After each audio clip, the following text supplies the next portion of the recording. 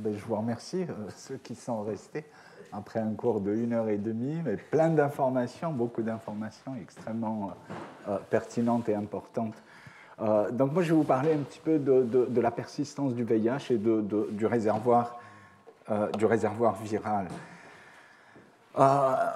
Souvent, on a tendance un petit peu, bien sûr, à simplifier les choses, mais les choses, elles ne sont pas aussi simples que ça, parce que j'ai entendu Alain insister beaucoup sur la notion de latence, et vous allez voir que cette notion de latence responsable de la persistance, on est en train de revenir un petit peu là-dessus. Mais c'est normal, parce que c'est quand même un domaine extrêmement compliqué et difficile un petit peu à appréhender. Tout ce que Alain vous a dit, vous avez pu le remarquer, je veux dire, le VIH n'est pas le virus le plus ancien qu'on ait découvert, mais c'est certainement le virus le plus connu, le mieux connu. Et on connaît très très bien le cycle de réplication du VIH, et en particulier, et suffisamment pour avoir un petit peu pu développer des molécules antivirales qui sont aujourd'hui en clinique. Donc, aujourd'hui, on a basé sur cette connaissance, ces données fondamentales de la compréhension de la biologie du VIH, on a à peu près une trentaine de molécules qui sont disponibles, qui sont sur le marché, qui sont utilisées pour le traitement des patients. Je pense que la plus belle des découvertes concernant la prise en charge et le traitement a été la combination des antirétroviraux. Alain vous a parlé de la résistance, le virus qui est capable de muter, cette reverse transcriptase qui est infidèle, qui lui permet d'échapper dans le contexte de la monothérapie, en rien de temps à développer de la résistance. Ben, la combinaison ou des différents antirétroviraux ont permis vraiment de régler ce problème d'échappement au traitement. Okay? Et aujourd'hui, on n'a pas du tout, voire vraiment très peu de résistance développée au niveau du traitement. Donc cette trithérapie qui est extrêmement efficace, okay, elle est extrêmement efficace parce que, vous voyez, chez la plupart, quasiment tous les patients, vous les mettez sous traitement. Okay, ici, vous avez la virémie, quantité de virus dans le sang en fonction du temps. Vous traitez les patients avec la trithérapie actuelle, et vous allez voir, il y a très rapidement une baisse de la charge virale dans le sang qui devient indétectable, à un niveau indétectable. Okay, c'est à peu près autour de 50 copies, moins de 50 copies d'ARN viral par ml dans le sang. Et tant que les patients sont sous traitement, ben, cette virémie va rester sous cette limite très très basse. Quand David Ho avait proposé la trithérapie en 1996, avec les résultats qu'il y avait à l'époque, il avait estimé à peu près à 2 ans la durée de traitement pour éradiquer le virus. Mathématiquement, ça a été calculé, mais ça, c'est sans compter sur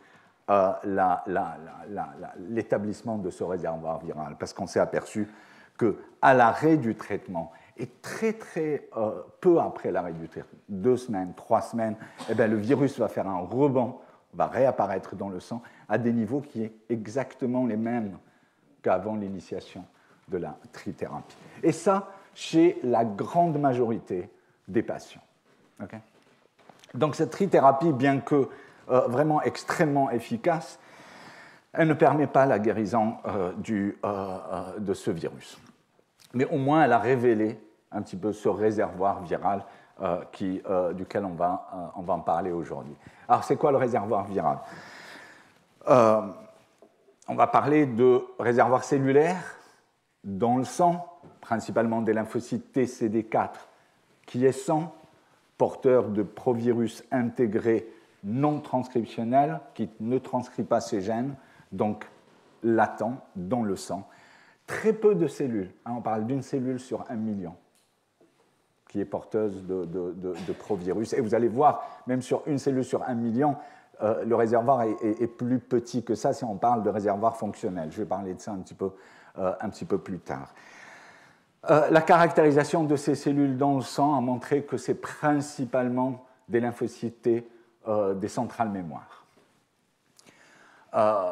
Les études de séquences, encore une fois, dans le sang, montrent qu'il n'y a pas d'évolution des séquences virales. Ça veut dire qu'il y a très peu ou pas du tout de réplication résiduelle dans le sang de virus. Ce réservoir est extrêmement stable.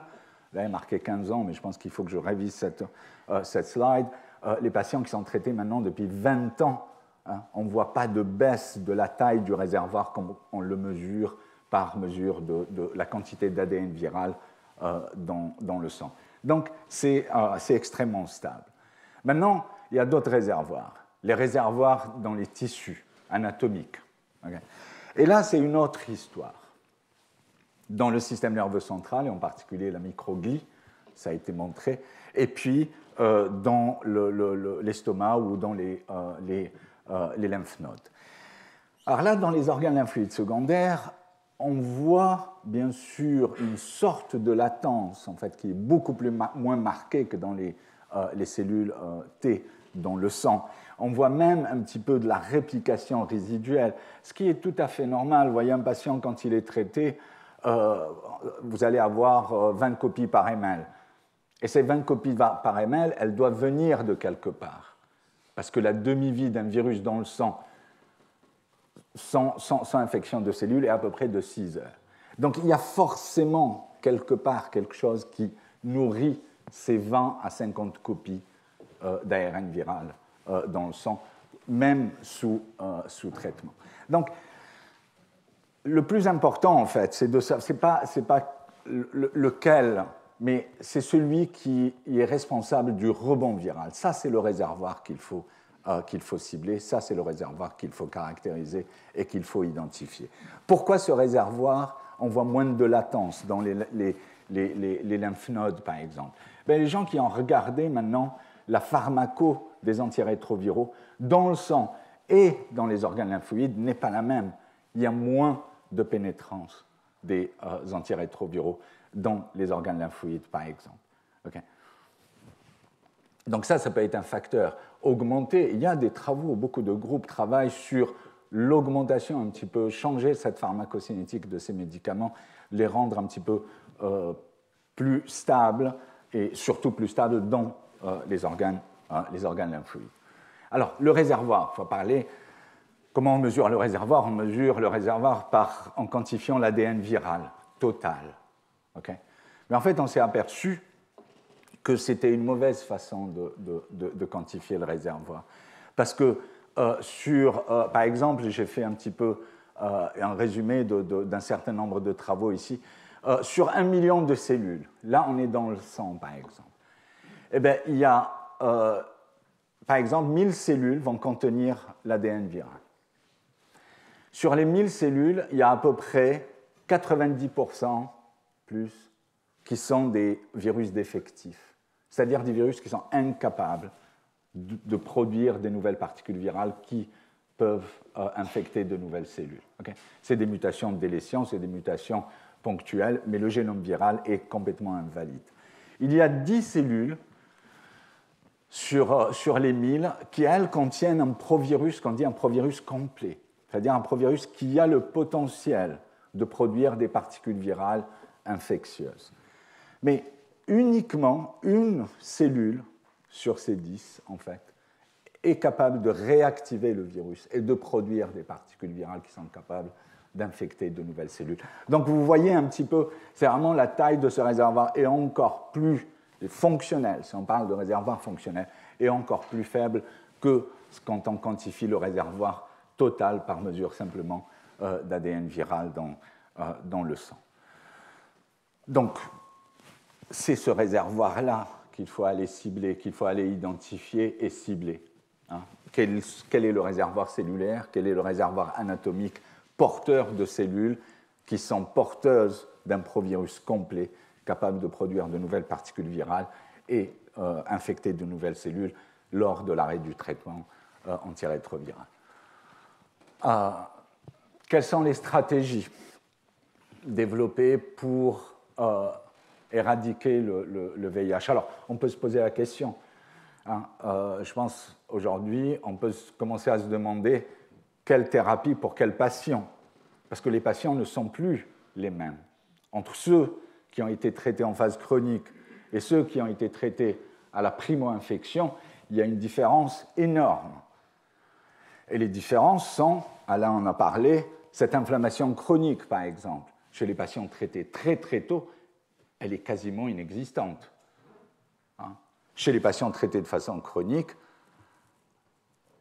à une étape chronique de l'infection, l'inflammation est présente. Et donc il y a plus de comorbidité et d'effets liés aussi au traitement. Quand on parle le plus important je pense quand on réfléchit un petit peu au traitement de la maladie, c'est de savoir un petit peu qu'est-ce qu'on veut. Ce qu'on veut, c'est qu'un patient puisse arrêter son traitement et qu'il ne fasse pas de rebond viral. Ce qu'on veut aussi, c'est que ce patient reste en dessous de 200 copies par ml de virus. Pourquoi ? Parce qu'en dessous de 200, le patient ne transmet plus. Ça, c'est une chance formidable qu'on a, qui est le traitement égale prévention dans le cadre du VIH. Okay. Donc ça, c'est ce qu'on veut. Maintenant, éradiquer, enlever complètement le virus ou simplement faire ce qu'on appelle une guérison fonctionnelle, peu importe, à partir du moment où le patient peut arrêter son traitement et il reste en dessous de 200 copies par mail. Aujourd'hui, on a ce qu'il faut pour arriver à l'éradication du VIH. Le programme 90-90-90 est un programme extraordinaire. Si on arrivait à faire ça, on éradiquerait le VIH. Le problème, c'est qu'on n'y arrive pas.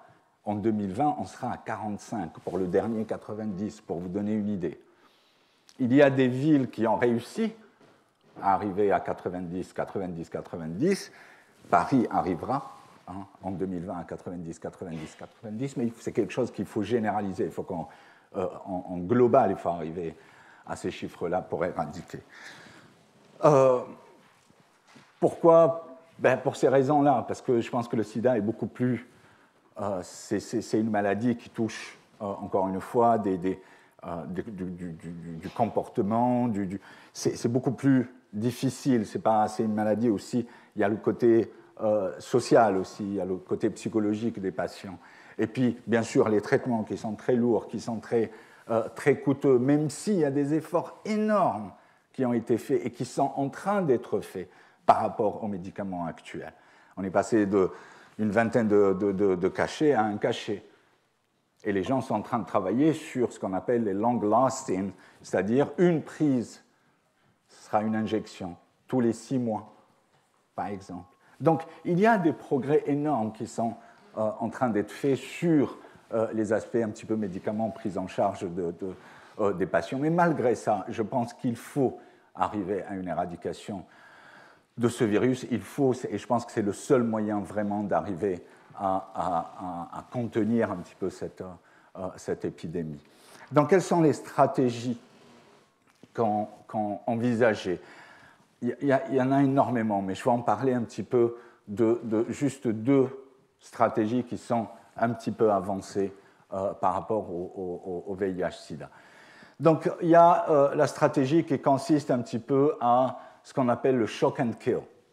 Donc, elle est basée sur le constat que les cellules sont pas accessibles, réservoirs ne sont pas accessibles au système immunitaire, elles ne produisent pas ou produisent peu de virus, donc elles ne vont pas être cibles de lymphocytes TCD8. L'idée, c'est que si on fait réapparaître ce virus dans ces cellules-là, et tout en continuant le traitement, on va pouvoir les rendre visibles au système immunitaire, ou simplement, si on arrive à leur faire produire beaucoup de virus, elles vont mourir par effet cytopathique, tout simplement. Okay. Donc, pour faire ça, il faut vraiment comprendre les mécanismes de latence et les mécanismes de la régulation de l'expression des gènes du VIH. Je vais vous en parler un petit peu plus tard. Il y a aussi un petit peu la stratégie qui est de cibler directement ces cellules réservoirs et essayer de les éliminer chez les patients. Mais là, il va falloir trouver quelque chose qui est spécifique à ces cellules-là. hein, et qui n'ait pas exprimé un marqueur spécifique de ces cellules et qui ne soit pas exprimé à la surface des cellules saines. Toujours est-il, si on veut, est-ce que les stratégies... Oh, il y a une des slides que j'ai oublié de mettre, mais ce n'est pas grave. Est-ce qu'on a des preuves de concept qu'on peut guérir du VIH-Sida aujourd'hui? Oui, on a les preuves de concept. On a le patient de Berlin, ce patient qui a eu plus que d'une chance. Il a eu la chance de résister à un traitement pour le préparer à une greffe parce qu'il avait un lymphome. Il a eu la chance d'être greffé par un donneur compatible qui n'exprimait pas le corécepteur CCR5 dont Alain parlait. Et ce patient-là, un seul cas, okay, suite à cette transplantation, il a complètement éliminé le virus de son organisme. Okay. Donc ça, c'est le patient de Berlin. Donc c'est possible. La guérison complète, l'éradication est possible. Mais il faut savoir que c'est un seul cas et on n'a aucune idée sur qu'est-ce qui s'est passé. Hein, parce que c'est un seul cas. Et les cas qu'ils ont essayé d'être reproduits, ça n'a pas marché. Okay. Donc c'est vraiment un seul cas rapporté. Est-ce qu'on peut faire de la guérison fonctionnelle, comme je vous ai dit? C'est-à-dire simplement permettre aux patients d'arrêter son traitement et ne pas faire de rebond viral? Oui. Et les meilleurs exemples, c'est la cohorte française, la cohorte Visconti, qui est ces patients traités très très très tôt à la primo-infection. Et 18% de cette cohorte, de ces patients, n'ont pas fait de rebond. Certains, ça fait maintenant 10 ans. Ils sont toujours infectés, mais ils n'ont pas fait de rebond et ils sont à des taux en dessous de 200 copies par mail. Donc ça, c'est une guérison fonctionnelle. Elle est tout à fait intéressante. Est-ce que les corrélats ont été définis?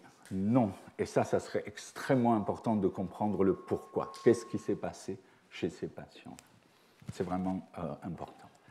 Alors, pour réaliser, comme je vous ai dit, un petit peu cette shock and kill, c'est une façon de purger le réservoir. Okay. Donc, il a fallu comprendre les mécanismes moléculaires de la régulation de l'expression des gènes du VIH.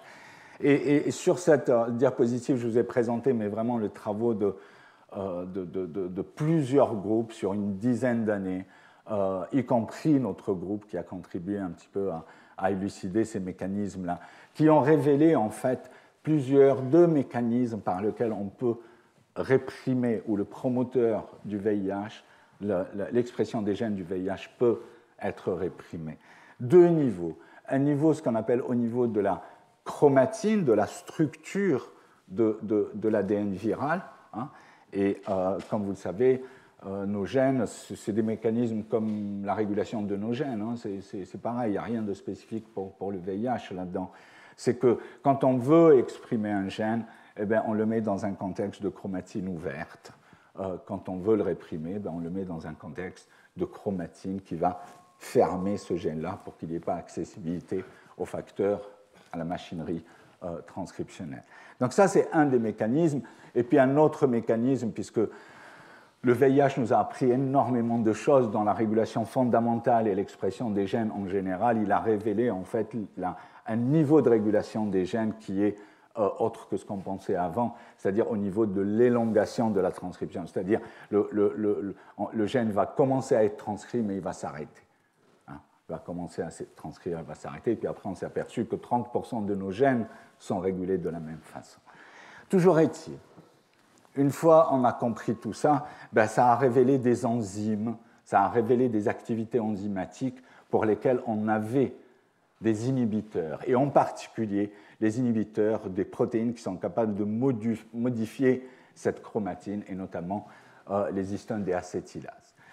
Donc à partir de cette étude, il y a eu l'utilisation des histones déacétylases, d'abord in vitro, et puis après in vivo chez des patients. In vitro, quand on travaille sur des modèles cellulaires, et c'est pour ça tout à l'heure j'ai parlé de difficultés, c'est très difficile de travailler sur le réservoir viral. On ne peut pas travailler sur les cellules issues du patient pour la simple raison qu'elles sont faibles en nombre et on est incapable de les distinguer des cellules saines.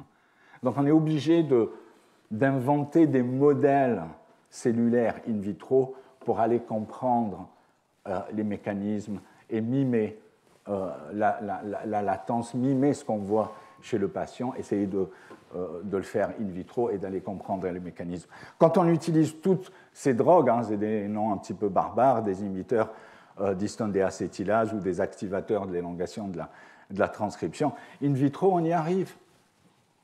Sur des modèles, il n'y a pas de souci. Mais tous les essais cliniques qui ont été faits simplement montraient que ça ne marchait pas. Okay. On n'a aucun effet sur la transcription virale ou l'induction de la réplication du virus. Qu'est-ce que ça veut dire? Ça veut dire plusieurs choses. Ça veut dire soit nos modèles ne sont pas bons, ça c'est vraiment important, soit simplement parce qu'ils nous ont renseigné sur des mécanismes qui ne sont pas les mécanismes vraiment de la latence in vivo chez les patients, ou alors simplement que la régulation transcriptionnelle, puisqu'on essaye de faire ça, de réactiver, il faut le garder en tête, de réactiver ce virus dans un contexte de cellules T quiescentes. C'est une cellule, je vais vous montrer tout à l'heure, c'est une cellule qui ne fait pas grand-chose. Donc, ce qu'on essaye, c'est de réactiver le virus dans un contexte comme ça. Ça, c'est un lymphocyte T activé CD3, CD28, je pense, à différents temps après activation. Vous allez regarder les changements de modification morphologique du lymphocyte T. Un lymphocyte T qui est sans, vous voyez un petit peu le noyau, la densité de la chromatine. Vous voyez comme la chromatine est dense et inaccessible par rapport à un lymphocyte T qui est activé, où vous voyez que la chromatine est ouverte, accessible, tout ça. Donc, il faut considérer qu'on est en train d'essayer de réactiver dans cette cellule-là. Et est-ce que les traitements qu'on a sont suffisants pour réactiver dans ces cellules-là? L'autre chose, je pense qu'il faut qu'on fasse attention à ce qu'on fait chez les patients. Parce qu'un patient VIH aujourd'hui, ces drogues, on les utilise chez les patients VIH en disant ouais, mais ces drogues sont utilisées dans le cadre du cancer, tout ça, donc elles sont safe. En fait, pas du tout. Parce qu'un patient VIH aujourd'hui, il va très bien. S'il prend ses médicaments tous les jours, il va très bien. Un patient cancéreux qui va prendre les anti-HDAC, c'est qu'il n'y a plus rien. Enfin, voilà, c'est absolument pas la même chose. C'est le dernier last chance. Si ça marche, ça marche. Si ça ne marche pas, bon, on aura fait quelque chose. Chez les patients infectés par VIH, il faut faire vraiment très, très attention parce que c'est des patients qui vont très, très bien. Il faut savoir qu'aujourd'hui, l'espérance de vie d'un patient VIH qui prend ses traitements, elle est exactement la même que la population générale. Il y a même une étude exactement la même. Il y a même une étude suisse qui va apparaître qui montre qu'il y a même un gain. Pourquoi? Parce que ces patients, pardon, ils sont tellement suivis que... Et c'est tant mieux, c'est extraordinaire, c'est très bien. Donc, voilà, donc je pense qu'il faut aussi qu'on réfléchisse un petit peu à toutes ces stratégies un petit peu d'intervention. Il faut qu'on soit un petit peu plus sûr de ce qu'on fait. Et simplement, je dis ça parce que on a beaucoup travaillé sur les mécanismes moléculaires, la transcription. On avait montré le rôle de la chromatine, mais on a toujours été contre l'utilisation de ces médicaments chez les patients VIH parce que je pense qu'on avait plus de données pour dire que ça ne va pas marcher que de données qui disent que ça allait marcher. Mais ce n'est pas ça le but de ce séminaire. Donc, maintenant, comment est-ce qu'on peut, l'autre stratégie, donc, comment est-ce qu'on peut cibler ces cellules réservoirs? Et je vous l'ai dit, c'est d'essayer aussi, et là je vais vous raconter une petite histoire, c'est essayer de les cibler directement, ces cellules, essayer de trouver le moyen, de trouver un marqueur, quelque chose qui les différencie des cellules non infectées. Alors, pour cela, donc on est revenu dans notre réflexion un petit peu en arrière. Okay. Alain l'a dit tout à l'heure, pour qu'un virus puisse rentrer, produire des particules virales, il va se passer énormément de choses à l'intérieur de la cellule. Il va falloir qu'il utilise la machinerie cellulaire, mais il va falloir aussi qu'il overcome, qu'il surmonte tous les blocs que la cellule a mis en place pour le contrecarrer. Et Alain a parlé des facteurs de restriction, par exemple. Okay. Et l'ensemble, en fait, de ce côté-là viral est principalement porté par ce qu'on appelait les protéines accessoires ou les gènes accessoires du VIH. Okay. Alain l'a dit, il y a des gènes de structure, il y a 2 gènes de régulation, TAT et REV, qui sont absolument requis. Hein. Et puis, il y a des gènes accessoires comme VPR, VPU, NEF, VIF, par exemple. Pourquoi on les a appelés accessoires? Parce que c'est des gènes, on peut les enlever in vitro, infecter des cellules permissives, et plus avec ou sans, ça ne change rien. Mais on savait depuis le début que si on enlève un SIV, ces gènes accessoires, l'un de ces gènes accessoires, il est complètement atténué. Et dès que le virus réplique chez l'animal, c'est qu'il a regagné le phénotype sauvage. Donc on savait qu'in vivo, ces gènes sont absolument requis.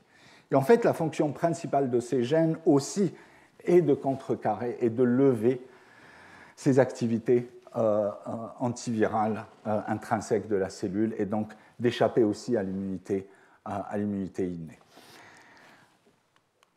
Je vais parler principalement de ce VPX. Okay. Pourquoi? Parce que en 2011, suite à des travaux d'un groupe lyonnais, Andrea Cimarelli, qui avait fait un travail remarquable, montrant que le VIH1 infecte peu les cellules dendritiques et les macrophages. Nicolas Manel en parlera la semaine prochaine. Si maintenant on traite ces cellules dendritiques ou ces cellules myéloïdes avec la protéine VPX, vous voyez, HIV1 n'exprime pas VPX. Il n'y a que HIV2 et certains SIV qui expriment cette protéine VPX. Si on traite ces cellules de la lignée myéloïde avec VPX, on va les rendre permissives au VIH1. Ça montrait, ça suggérait qu'il y avait un facteur de restriction dans les cellules de la lignée myéloïde, dans les cellules dendritiques, qui les rend non permissives à l'infection par VIH. Et c'était vraiment très intéressant d'identifier ce facteur de restriction, d'autant que quelques années plus tard, Nicolas Manel avait publié un article montrant que le fait que le VIH n'infecte pas les cellules dendritiques, ces cellules ne font pas leur travail, c'est-à-dire elles ne vont pas le détecter, elles ne vont pas maturer, produire une réponse immunitaire innée et surtout présenter le virus au système immunitaire pour induire une réponse adaptative contre le VIH. Donc il était devenu vraiment intéressant d'identifier ce facteur de restriction. C'est ce qu'on a fait en 2011, et on a identifié ce gène SAMHD1. Alors on a montré un petit peu par différentes techniques que c'est ce gène SAMHD1 qui est responsable de la restriction dont là c'est des cellules dendritiques. Vous voyez que si vous infectez les cellules dendritiques avec un virus ici, les cellules sauvages, il y a très peu d'infections.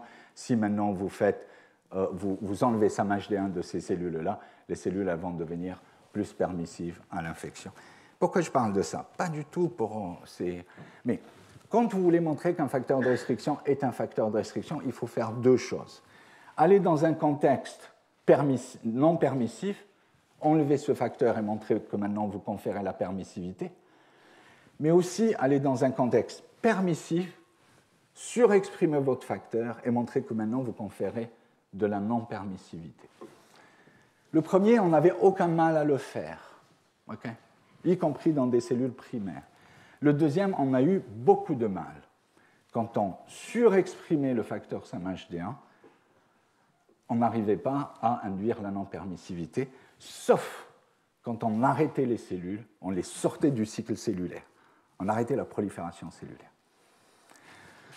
Donc en fait, on avait proposé quelques années plus tard que SAMHD1 n'était pas un facteur de restriction spécifique des cellules myéloïdes, mais c'est un facteur de restriction spécifique des cellules qui ne cyclent pas.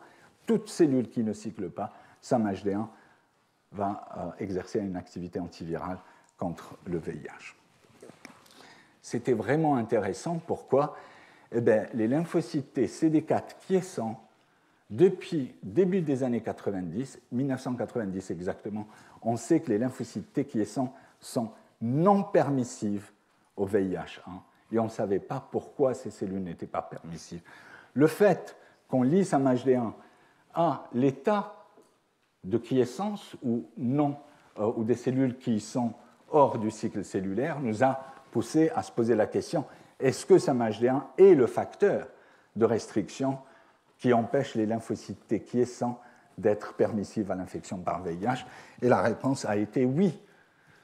Les lymphocytes T CD4 quiescents expriment SAMHD1 et cette expression de SAMHD1 est responsable de la non-permissivité. Ici, vous avez des lymphocytes T primaires quiescents, CD4 quiescents. Quand on les infecte avec un vecteur l'antiviral qui exprime la GFP comme couleur, vous voyez que ces cellules elles sont complètement réfractaires à l'infection.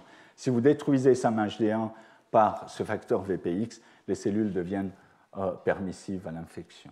Ouais. Ce qui était intéressant, c'est que les cellules deviennent permissives, mais en fait uniquement les étapes précoces du cycle viral, l'entrée jusqu'à l'intégration. Puisque ces cellules sont quiescentes, il n'y a pas d'expression du promoteur viral. Donc on pouvait, à travers ce système-là, générer un modèle in vitro qui nous permettait d'infecter des lymphocytes T primaires quiescents sans les activer. Okay. Et on a utilisé ce système-là pour répondre à la question, est-ce que, utilisant ce système modèle in vitro, à la question, est-ce que ces cellules vraiment peuvent exprimer des marqueurs qui les différencient des cellules non infectées? On a pensé ça et on s'est dit, bon, ben, pourquoi ces cellules vont exprimer un marqueur? Ben, soit c'est une réponse de la cellule, soit le virus, lui, il induit une signature, quelque chose comme ça, enfin, peu importe.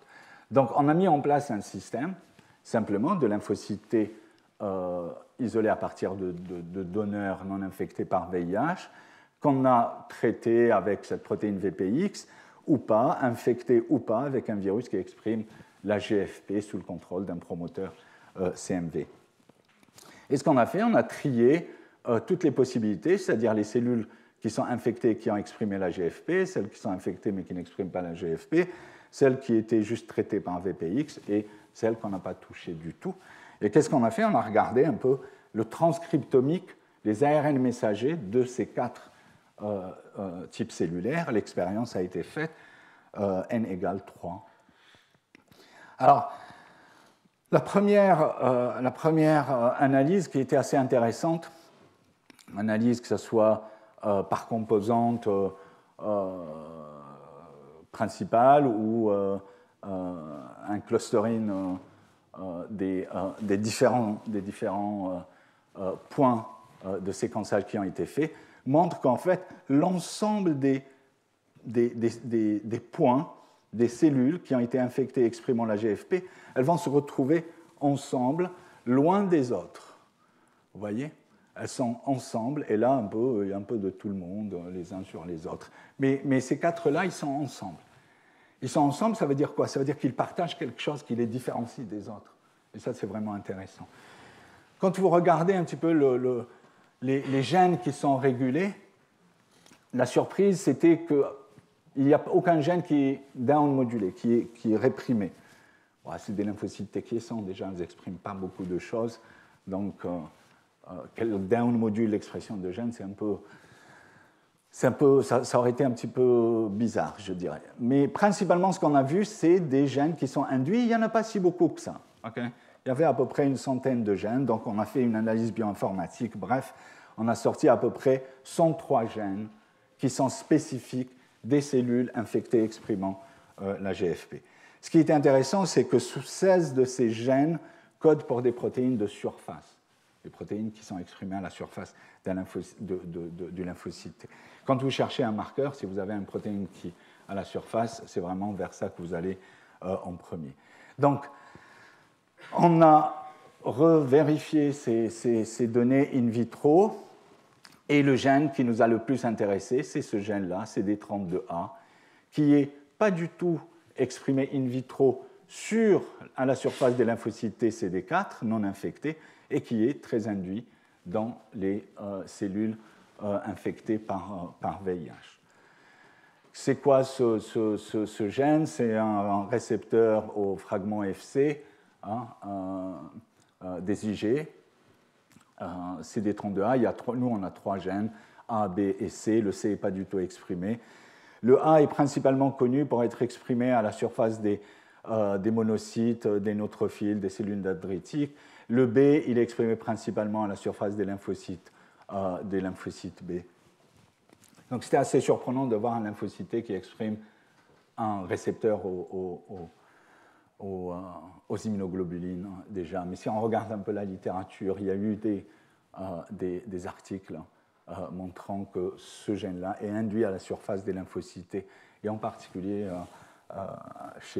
après infection par HTLV. Donc on a vérifié un petit peu cette analyse-là in vitro et on s'aperçoit que 85% des cellules exprimant la GFP se mettent à exprimer ce marqueur CD32A à leur surface. Je vais passer ça. Donc, cette partie in vitro nous a renseigné sur ce gène, nous disant que in vitro, ce gène pourrait être un marqueur différenciant les cellules, les lymphocytes T primaires infectés par VIH des lymphocytes T non infectés. Le plus important pour nous, c'était d'aller chez des patients et voir est-ce qu'on peut reproduire ces données-là chez les patients. Donc, une collaboration avec l'équipe des cliniciens à Créteil, l'équipe de Yves Lévy, qui avec lesquels qui nous a fourni d'échantillons de sang de patients virosupprimés. Alors qu'est-ce qu'on a fait? C'est simple, on a pris le sang de ces patients, on a purifié les lymphocytes CD4 et avec un système simplement d'anticorps et on trie dans un fax trieur, on a trié cette population des lymphocytes CD4 chez les patients exprimant le marqueur CD32A. Okay. Donc déjà cette population existe chez ces patients et on l'a triée, on l'a séparée des cellules qui ne l'expriment pas. Alors on a fait 2 tris, soit ce qu'on appelle la population qui exprime fortement CD32 ou la population des lymphocytes qui exprime de façon intermédiaire et bien sûr la population qui n'exprime pas. Et qu'est-ce qu'on a fait? On est allé regarder l'enrichissement en ADN viral dans ces différentes populations. Okay. C'est ce qui est montré ici, le nombre de copies d'ADN par cellule dans la population totale, la population CD32-, intermédiaire et ARN. La première des choses qu'on voit, c'est que quand on déplète des CD32A, on voit une baisse à peu près de 50% d'ADN viral total. Quand maintenant on regarde le nombre de copies par cellule dans les lymphocytes exprimant CD32A, on s'aperçoit qu'on a un enrichissement qui varie selon les patients entre 100 et 1000 fois d'augmentation de quantité d'ADN viral dans ces cellules. Bien évidemment, comme je vous ai dit, ce qui est important, c'est ça.